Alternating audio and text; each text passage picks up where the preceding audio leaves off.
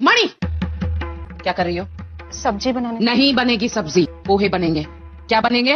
पोहे। पोहे निकाल, जल्दी कर।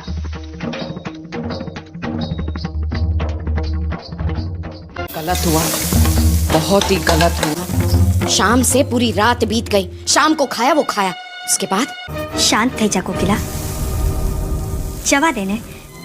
अभी 15 मिनट में नाश्ता बन जाएगा, जिगर के साथ ऑफिस पहुंच जाएगा। माँ जी लाइए, मैं बना दी। तुरंत हाथ भी मत लगाना। पोहे डाल। मेरी तो समझ में नहीं आता है गोपी, तुम्हारा स्वभाव ऐसे क्यों होता जा रहा है? और अगर ये किसी की संगत का असर है